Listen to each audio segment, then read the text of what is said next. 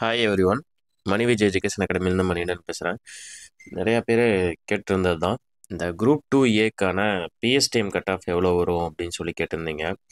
So இந்த வீடியோவில் நம்ம அந்த பிஎஸ்டிஎம் கட் ஆஃப் பற்றி தான் நம்ம பார்க்க போகிறோம். எனக்கு கொஞ்சம் டைம் இல்லாததுனால என்னால் டைப் பண்ண முடியல. ஸோ ஜஸ்ட் எழுதுந்து அப்படியே போட்டுட்டேன். மோஸ்ட் ப்ராபப்ளி இது உங்களுக்கு நல்லா தெரியும்னு நினைக்கிறேன். இல்லைனா நான் எக்ஸ்பிளைன் பண்ணிடுறேன். என் வாய்ஸ் ஓவர் மட்டும் நல்லா கரெக்டாக கேட்டுக்குங்க. ஸோ ஃபஸ்ட்லேருந்து கடைசி வரைக்கும் பாருங்கள். So PSTM cut off guess பண்ணுறது ரொம்ப ரொம்ப கஷ்டம். ஃபர்ஸ்ட் ஆஃப் ஆல் இதுலேயே உங்களுக்கு லெவல் 11 பாசிபிலிட்டி போட்டிருக்கேன்.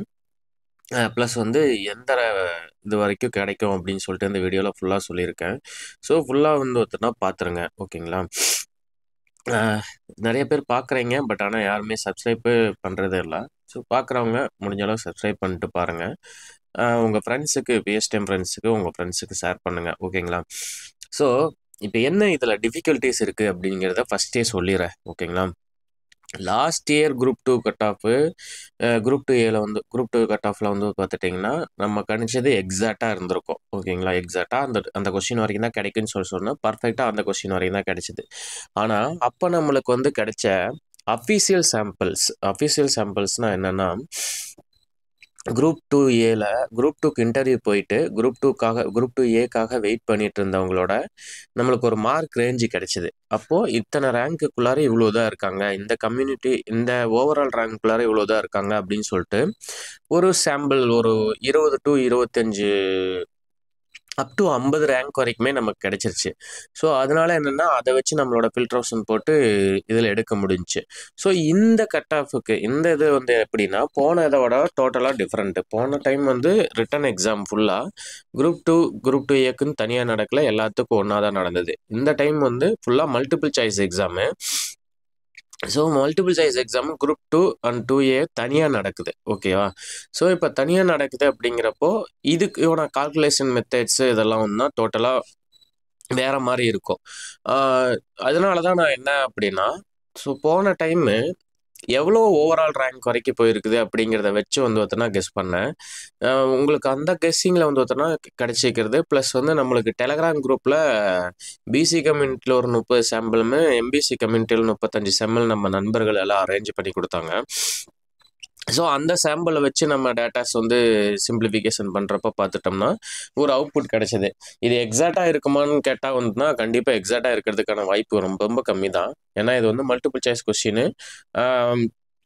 இதில் ஃபஸ்ட்டு நடந்திருக்கு மல்டிபிள் சாய்ஸ் கொஸ்டின் ப்ளஸ் உங்களுக்கு என்னென்னா போன ரெக்ரூட்மெண்ட் மாதிரியே இருக்கும் அப்படிங்கிறதுக்கு என்ன எக்ஸாம்பிள் அப்படி தெரியுங்களா? போன டைமும் பார்த்தோன்னா பிஎஸ்டிஎம் இருந்தவங்களுக்கு மார்க் ரொம்ப கம்மியாக தான் இருந்தது. இந்த டைமு தமிழில் பார்த்தோன்னா ஆப் வச்சுட்டாங்க அப்படிங்கிறப்ப அதுலேயுமே குறைஞ்சிருச்சு, ஓகேங்களா? ஸோ பிஎஸ்டிஎம் வச்சுட்டு தமிழில் தான் நிறைய பேர் எழுதியிருக்காங்க. ஸோ ஆட்டோமேட்டிக்காக அவங்களோட மார்க் ரேஞ்சும் குறைஞ்சிருக்கு. ஸோ மோர் ஆர் லெஸ் போன டைமோட கட் ஆஃப் மார்க் மாதிரியே தான் வரும். ஆனால் நான் போன டைம் வேக்கன்சி அதிகம், அந்த டைம் வேக்கன்சி குறைவு. ஸோ அப்படிங்கிறப்போ அதை வச்சு தான் நம்ம கெஸ் பண்ணிக்கிறோம் எந்தெந்த சாம்பிள்ஸ் நம்ம எடுத்துருக்கிறோம் அப்படின்னு சொல்லிட்டு. நான் அப்படியே போக போக உங்களுக்கு வீடியோவில் நான் சொல்கிறேன். இந்த வீடியோ ஃபுல்லாக பார்த்தீங்கன்னா தான் உங்களுக்கு புரியும், ஓகேங்களா? வேக்கன்சி அவைலபிள் 2Aல எவ்வளோ இருக்குது அப்படின்னா, ஜிடியில் 95, அதில் மென்ஸில் 66, உமன்ஸில் 29, ஓகேங்களா? இது ஓவரால் கட் ஆஃப் மட்டும் போட்டிருப்பேன். உமன்ஸுக்கு அது 2 கொஸ்டின் தான் குறைச்சிக்கங்க, அவ்வளோதான் இருக்கும், ஓகேங்களா? நான் கடைசியில் நான் உங்களுக்கு சொல்கிறேன். பிசியில் பார்த்தோன்னா 72 வேக்கன்சிஸு, 50 + 22. எம்பிசியில் 52 வேக்கன்சி, 36 + 16. அந்த 16ன்னு போட்டுக்கிறது உமன்ஸ் வேக்கன்சி. பிசிஎம் 10, 9 + 1. எஸ்சியில் 45, 33 + 12. எஸ்சி ஏல 11, 6 + 5. எஸ்டியில் 3, 2 + 1, ஓகேங்களா? இவ்வளோதான் நம்மளுக்கு வேக்கன்சி அவைலபிலிட்டி இருக்குது, ஓகேங்களா? அந்த நம்மளுக்கு குரூப் 2Aல. இப்போ குரூப் 2 பிஎஸ்டிஎம் வேக்கன்சி இப்போ என்னென்னா, குரூப் 2A எழுதினவங்க கண்டிப்பாக குரூப் 2 எழுதியிருக்கிறதுக்கான பாசிபிலிட்டிஸ் இருக்குது, ஓகேங்களா? ஸோ குரூப் 2 எழுதிக்கிற எல்லாருமே குரூப் 2A எழுதியிருப்பாங்க. அப்போ என்னென்னா குரூப் 2ல் செலக்ட் ஆன பிஎஸ்டிஎம் கேண்டிடேட்ஸு இதில் எழுதியிருக்கிறதுக்கான பாசிபிலிட்டிஸ் இருக்குது. ஸோ நம்மளுக்கு குரூப் 2ல் எவ்வளோ வேக்கன்சி இருக்குதுன்னு பார்த்தோம்னா, ஜிடியில் 33, பிசியில் 26, எம்பிசியில் 22, பிசிஎம்மில் 3, எஸ்சியில் 16, எஸ்சிஏல 4, எஸ்டியில் 3, ஓகேங்களா? இந்த ரேஞ்சஸில் இருக்குது.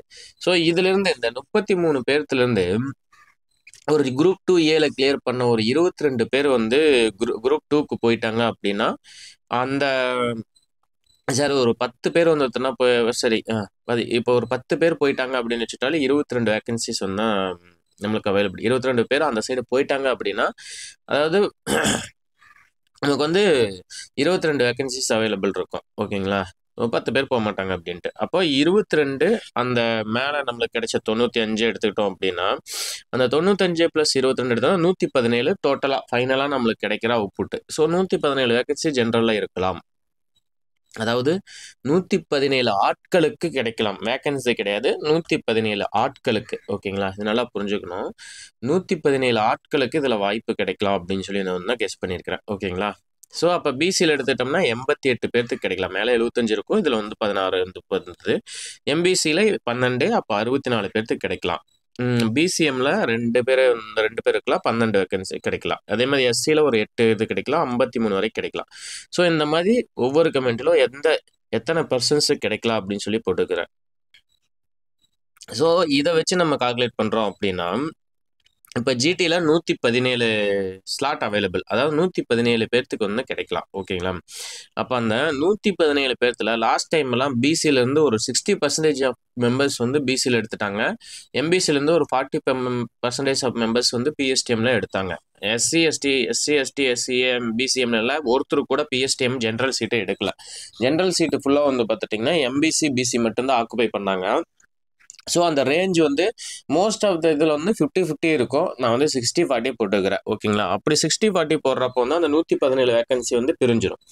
அப்போ பிசியிலேருந்து 88 பேருமே, ஜிடியிலேருந்து ஒரு 70 பேர், சார் ஜிடியில் இருக்கிற 70 ஸ்லாட்டு. அதுக்கப்புறம் வந்து பார்த்துட்டிங்கன்னா ஜென்ரலில் ஒரு 5 ஸ்லாட்டை மைனஸ் பண்ணிக்கிறேன். சும்மா வந்து பார்த்துட்டிங்கன்னா அது ஏன் மைனஸ் பண்ணுறேன் அப்படின்னா, ஒரு ஜென்ரல் கேண்டிடேட் இருக்கலாமல்ல, இருக்கிறதுக்கான வாய்ப்பு இருக்குல்ல. போன டைம் எல்லாம் ஒரு 134 வரைக்கும் எடுத்த ஜென்ரல் கேண்டிடேட்டுக்கு வந்தது. அதாவது ஜென்ரல் பிஎஸ்டிஎம்க்கு வந்தது. ஸோ அந்த வகையில் பார்க்குறப்போ ஒரு 5 ஜென்ரல் கேண்டிடேட்ஸ் இருக்கலாம்னு சொல்லி போட்டு வந்தால் 5 பேர்த்த மைனஸ் பண்ணுறோம் அப்படின்னா 153 ஸ்லாட் அவைலபிள். யாரு? பிசி கேட்டகரிக்கு 153 ஸ்லாட் அவைலபிள். எம்பிசிக்கு 106 ஸ்லாட் அவைலபிள். பிசிஎம்க்கு 12 ஸ்லாட் அவைலபிள். எஸ்சிக்கு 53 ஸ்லாட் அவைலபிள். எஸ்சிஏக்கு 13 ஸ்லாட் அவைலபிள். எஸ்டிக்கு 4 ஸ்லாட் அவைலபிள். ஓகேங்களா? இப்போ நம்மளுக்கு வந்து ஃபைனலாக எத்தனை பேர்த்துக்கு கிடைக்கிறதுக்கான வாய்ப்புகள் கிடைக்கும் அப்படின்னு சொல்லி தெரிஞ்சிச்சு. சரி, இதை வச்சு எப்படி நம்ம கட் ஆஃப் கணிக்கலாம் அப்படின்னு சொல்லி பார்த்தோம்னா, நம்மளுக்கு இருக்கிறது 30 சாம்பிள் தான். 30 சாம்பிள் வச்சுட்டோம்னா நீங்கள் எப்படி கட் ஆஃப் கணிக்க முடியும்? எழுதியிருக்கிறது வந்து பார்த்தீங்கன்னா ஒரு 2000 பிஎஸ்டிஎம் கேண்டிடேட்ஸ்க்கு மேலே எழுதியிருப்பாங்க. பட் ஆனால் 30 சாம்பிள் தான் நம்மளுக்கு இருக்குது. ஸோ இந்த சாம்பிளை வச்சுட்டு நம்ம ஒரு அக்யூரேட் டேட்டா எடுக்கிறதுக்கு பதிலாக ஒரு அப்ராக்சிமேட் டேட்டானாச்சும் பண்ணணும் அப்படிங்கிறதுக்காக நம்ம யோசிச்சப்போ பார்த்துட்டிங்கன்னா, பிசியில் 153 ஸ்லாட் லாஸ்ட் இயர் எது வரைக்கும் ஃபில் ஆகிருக்குது அப்படின்னு சொல்லி பார்த்தோம்னா 6200 ரேங்க் வரைக்கும், ஓவரால் ரேங்க் நான் சொல்கிறேன், 6200 ரேங்க் வரைக்கும் பிசி கேட்டகரியில் 153 பேர் ஃபில் ஆகிருக்காங்க. அப்போது ஒரு போன டைம் வந்து ஓவரால் ரேங்க் 6200 எடுத்தவங்க 153 பிஎஸ்டிஎம் கேண்டிடேட்ஸ் வந்து இருக்கிறாங்க. ஓகேங்களா? அது வரைக்கும் ஃபில் ஆகிருக்குது. நெக்ஸ்ட் எம்பிசியில் எடுத்துக்கிட்டோம்னாலும் சேம் 6200 ரேங்க் ஓவரால் ரேங்க் வரைக்கும் வந்து பார்த்துட்டிங்கன்னா இருக்குது. நெக்ஸ்ட் பிசிஎம் எடுத்துக்கிட்டோம்னா 12, அந்த 12வது ஆள் வந்து 11903வது ரேங்க் எடுத்திருக்காங்க போன வருஷம் நடந்த இதில். எஸ்சியில் வந்து 53 ஸ்லாட் இருக்கு. அந்த 53 ஸ்லாட்ல எத்தனைனா 8200வது ரேங்க் எடுத்தவங்க தான் 53வது ரேங்க் எடுத்திருக்காங்க. எஸ்சிஏல 13 ஸ்லாட்டு, அந்த 13வது மார்க் எடுத்தவங்க 10931. எஸ்டியில் 4 ஸ்லாட்டு, அந்த 4ல் 14431. ஓகேங்களா? இந்த ரேஞ்சில் தான் வந்து ஒருத்தர் எடுத்திருக்காங்க. சரி, ஓகே. இப்போ நம்மளுக்கு ஒரு ஓவரால் ரேங்க் கெஸ்ஸிங் வந்து தான் கிடைச்சிருச்சு. ஸோ இந்த வருஷத்துக்கான இதில் எந்த மாதிரி வரலாம் அப்படின்னு சொல்லி பார்த்துட்டோம். இப்போ இதே இதில் எடுத்துக்கிட்டிங்கன்னா, இப்போ 2025 இப்போ வந்து ரிசல்ட் ரிலீஸ் ஆன குரூப் 2A எடுத்துக்கிட்டோம்னா, பிசியில் 6200 ரேங்க் ஓவரால் வச்சுக்கிறவங்களோட கொஸ்டின் வந்து 137 கொஸ்டின். ஓகேங்களா? ஒரு இப்போ வந்த ரிசல்ட்டில் 6200வது ரேங்க் ஓவரால் இருக்கிறவங்க வந்து 137 கொஸ்டின் போட்டிருக்காங்க. அதே மாதிரி தான் பிசிஎம்ல 11903வது ரேங்க் இருக்கிறவங்க, பிசிஎம் மட்டும் இல்லை 13903வது ரேங்க் வந்து 129 கொஸ்டின் போட்டிருக்காங்க. ஓகேங்களா? 8800 கொஸ்டின் வந்து 8800 ரேங்க்ல இருக்கிறவங்க 133 கொஸ்டின் போட்டிருக்காங்க. 10,900 ரேங்க்ல இருக்கிறவங்க 131 கொஸ்டின் ரேங்க் வந்திருக்கு. எஸ்டியில் 14,000 இருக்கிறவங்க 125 கொஸ்டின் வந்து போட்டிருக்காங்க. ஸோ போன வருஷம் கிடைச்ச ஓவரால் ரேங்க்ல கிடைச்சாவே இந்த ரேஞ்சு கிடைக்கும். இன்னும் உங்களுக்கு இதுல ஒரு அட்வான்டேஜ் நான் என்ன சொல்றேன் அப்படின்னா, நிறைய பேர் போன வருஷம் உள்ள வந்தவங்க இந்த டைமே எழுதியிருக்காங்க. அவங்க எல்லாமே லெவல் 12 அண்ட் எபோவ் எடுத்தா கிடைச்சா மட்டும்தான் எடுப்பாங்க. இல்லை அப்படின்னா வந்துட்டுனா வேணான்னு சொல்லிட்டு வந்துடுவாங்க. ஸோ இந்த டைம் பிஎஸ்டிஎம்ல ஆப்சன்டேஜ் அதிகமாகிறதுக்கும் வாய்ப்பு இருக்கு. ஸோ இருந்தாலும் இது மல்டிபிள் சாய்ஸ் கொஸ்டின் அப்படிங்காட்டி நான் சேஃபஸ்ட் ரேங்க் வந்து ஒத்துட்டுனா கால்குலேட் பண்ணிக்கிறேன். பாசிபிலிட்டி ரேங்க் இந்த கொஸ்டின் வரைக்குமே கிடைக்கலாம். Safest rank final cut off எவ்வளோ அப்படின்னு சொல்லி பார்த்துக்கிட்டீங்கன்னா யார் வரைக்கும் கிடைக்கலாம் அப்படின்னு பார்த்துட்டிங்கன்னா, ஒரு ஜென்ரல் கேண்டிடேட்டுக்கு 143 +or-2 கிடைக்கலாம். ஓகேங்களா? உமன்ஸுக்கு ஒரு 2 கொஸ்டின் குறைச்சிக்குங்க. இந்த இதுலேருந்து இந்த கட் ஆஃப்லேருந்து உமன்ஸுக்கு வந்து ஒரு 2 கொஸ்டின் குறைச்சிக்குங்க. ஓகேவா? அதே மாதிரி பிசிக்கு 139 +or-2ல வந்துட்டுனா கிடைக்கலாம். உமன்ஸ்னா ஒரு 2 கொஸ்டின் குறைச்சிக்கலாம், இல்லை ஒரு கொஸ்டின் குறைச்சிக்கங்க, அவ்வளோதான். எம்பிசிக்கு 139 +or-2 கொஸ்டின். இதெல்லாம் நல்லா சொல்கிறேன், கொஸ்டின். நீங்கள் எந்த ரேங்க் வேணாலும் இருந்துங்க, எந்த கம்யூனிட்டி வேணாலும் இருந்துங்க, ஓவரால் ரேங்க் இது, கம்யூனல் ரேங்க் இது, எதுவாக இருந்தாலும் கொஸ்டின் இதுக்கு மேலே இருக்கிறவங்களுக்கு வாய்ப்பு இருக்குது. எஸ்சியில் 136 +or-2க்கு வந்து வர்றதுக்கு வாய்ப்பு இருக்குது. எஸ்சி ஏல 133 +or-2க்கு வர்றதுக்கு வாய்ப்பு இருக்குது.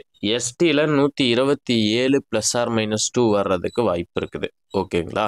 ஸோ பிஎஸ்டிஎம் வந்து இத்தனை கொஸ்டின் போட்டிருந்தீங்கன்னா வர்றதுக்கு வாய்ப்பு இருக்குது. இது சேஃப் ரேங்க். இதுக்கு மேலே இருக்கிறவங்களுக்கு கன்ஃபார்ம் வந்துடும். ஓகேங்களா? இதுக்கு கீழ் இருக்கிறவங்களுக்கும் போகும். எவ்வளோ தூரம் போகும்னு தெரியாது. நான் லாஸ்ட் இயர் கட்டாப்போ அதான் சொல்லியிருப்பேன். 133க்கு மேலே இருக்கிறவங்களுக்கு கண்டிப்பாக வந்துடும். அது கீழே எவ்வளோ போகும்னு தெரியாதுன்னு. ஆனால் கீழே ஒரே ஒரு கொஸ்டின் தான் போச்சு, அவ்வளோதான். 132 வரைக்கும் வந்திருந்தது. ஸோ இந்த ரேஞ்சில் இருக்கிறதுக்கான பாசிபிலிட்டிஸ் அதிகமாக இருக்குது. இதுலேருந்து குறையலாம், கூடவும் செய்யலாம். இது என்னோட கெஸ் மட்டுமே. ஓகேங்களா? தெளிவாக சொல்கிறேன், இது என்னோட கெஸ் மட்டுமே. சார் இவ்வளோ தான் கட் ஆஃப் வந்து நிற்குமோ உங்களுக்கு எப்படி தெரியும் அப்படின்னா, அதுக்கு தான் முன்னாடி என்னென்ன கால்குலேஷன் எப்படி மெத்தட் வந்து எடுத்திருக்கேன், எந்தெந்த சாம்பிள்ஸ் எடுத்திருக்கேன் அப்படின்னு சொல்லியிருக்கிறேன். ஸோ அதையும் பார்த்துக்குங்க. ஓகேவா? நெக்ஸ்ட்டு லெவல் 11 அண்ட் எபோவ், அதாவது 55,000 கேல எவ்வளோ வந்து ஒருத்தர்னா வரும், அதாவது 55,000 சம்பளத்தில் வந்து ஒருத்தர்னா யார் யாருக்கெல்லாம் கிடைக்கும் அப்படின்னு சொல்லி நான் போட்டிருக்கேன். இதில் வந்து ஜென்ரலில் 33 வேக்கன்சிஸ் அவைலபிள். பிசியில் 29 vacancies, MBC 21, BCM 3, SC 18, SCA 3, ST 2. இதெல்லாம் உமன்ஸ் மென்ஸ் வந்து பிரிச்சிருக்கிறேன். ஓகே, இந்த வேக்கன்சிக்கு வந்து ஓவரால் ரேங்க் எது வரைக்கும் இருக்குது அப்படின்னு பார்த்தோம்னா 2100. அதாவது லாஸ்ட் இயர் ஓவரால் ரேங்க் வந்து 2100. பிசினா 3200, எம்பிசியில் 3600, பிசிஎம் 4100, எஸ்சியில் 5300, எஸ்சிஏ 7200, எஸ்டி 11,000. இந்த ரேஞ்சுக்குள்ளார தான் போன வருஷம் இருந்திருக்குது. ஓகேங்களா? அப்போ லெவல் 11 அண்ட் எபோவ் வந்து ஒருத்தர்னா யாருக்கு கிடைக்கலாம் அப்படின்னா, ஜிடினா 146 கொஸ்டினுக்கு மேலே போட்டவங்களுக்கு கண்டிப்பாக வந்துடும். Level 11 and above 55,000 plus. பிசினா 145 to 146 கொஸ்டின். 146க்கு மேலே வரலாம், 145 கீழே போகாது. இது மினிமம் ரேஞ்சு 142. ஓகேவா? 144க்கு மேலே இருக்கலாம். இந்த ரேஞ்சு தான் கட் ஆஃப் இருக்கும். எம்பிசியில் 142 to 144, அதாவது 144 மேலே போட்டவங்க கண்டிப்பாக வந்து திட்டம் வந்துடும். பிசிஎம்ல 141 to 42 வந்துட்டுனா வரும். எஸ்சியில் 139 to 141 லெவல் 12 அண்ட் எபோவ் கிடைக்கலாம். எஸ்சிஏனா 135 to 138 கிடைக்கலாம். எஸ்டிக்கு 129 to 132 கிடைக்கலாம். இந்த டைமு இந்த எஸ்டி எஸ்சிஏ வந்து பார்த்தோன்னா எனக்கு இன்க்ரீஸ் ஆகுன்னு சொல்லி எனக்கு ஒரு கணிப்பு இருக்குது. ஏன்னா இது மல்டிபிள் சாய்ஸ் கொஸ்டின் வந்து இவங்க நல்லா போடுவாங்க. ஸோ அப்படிங்கிற பட்சத்தில் வந்து பார்த்தோன்னா இவங்களுக்கு இன்க்ரீஸ் ஆகிறதுக்கான பாசிபிலிட்டிஸ் நிறையாவே இருக்குது. எஸ்சி எஸ்டியில் வந்து பார்த்தோம்னா கட் ஆஃப் இந்த டைம் ரொம்ப அதிகமாக வரலாம்.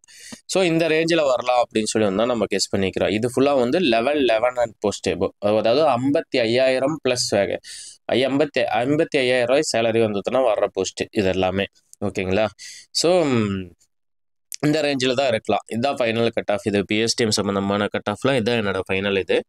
ஸோ இது உங்களுக்கு கரெக்டாக இருக்குன்னு நினச்சிங்கன்னா வந்து எடுத்துக்கங்க. இல்லை அப்படின்னாலும் வந்து பார்த்தோன்னா ஒன்றும் பிரச்சனை இல்லை. ஏன்னா பிஎஸ்டிஎம் எல்லாம் இங்கே யாருனாலே கெஸ் பண்ண முடியாது. ஸோ நம்ம ஓரளவுக்குனாச்சும் கெஸ் பண்ணலாம், அவ்வளோதானே தவிர எதுவுமே கெஸ் பண்ண முடியாது. கவுன்சிலிங் ப்ராக்ரஸ் ஆக இது சேஞ்ச் ஆகிட்டே இருக்கும். ஸோ அப்டேட் பண்ணுறேன். இது கீழே இருக்கிறவங்களும் வந்துன்னா படிக்க ஆரம்பிச்சிருங்க. அடுத்த எக்ஸாமுக்கு வந்தால் படிக்க ஆரம்பிச்சிருங்க. இந்த இதுக்கே வந்து இதேவே நம்பிட்டு இருக்க வேண்டாம். அடுத்தடுத்த எக்ஸாம் வந்துட்டே தான் இருக்குது. படிக்க ஆரம்பிச்சிருங்க. ஸோ எஃபர்ட் போடுங்க. உங்களுக்கு அதுக்கான இது வந்து பலன் கிடைச்சிடும். நீங்கள் நினச்ச ஜாப் போகிறதுக்கு வந்து வாழ்த்துக்கள். இந்த ரேஞ்சில் இருக்கலாம். கரெக்டாக இருக்குன்னு நினச்சிங்கன்னா லைக் அண்ட் சப்ஸ்கிரைப் பண்ணுங்கள். உங்கள் ஃப்ரெண்ட்ஸுக்கு மறக்காமல் ஷேர் பண்ணிடுங்க. கமெண்ட் செக்ஷனில் உங்கள் கமெண்ட்ஸை போடுங்க. நான் எனக்கு டைம் இருக்கிறப்ப நான் உங்களுக்கு ரிப்ளை பண்ணுறேன். ஸோ பிஎஸ்டிஎம்க்கான கட் ஆஃப் வந்து இவ்வளோ தான் இருக்கலாம். ஸோ இதுவரை பொறுமையாக பார்த்திருந்த அனைவருக்கும் மிக்க நன்றிகள். Thank you so much.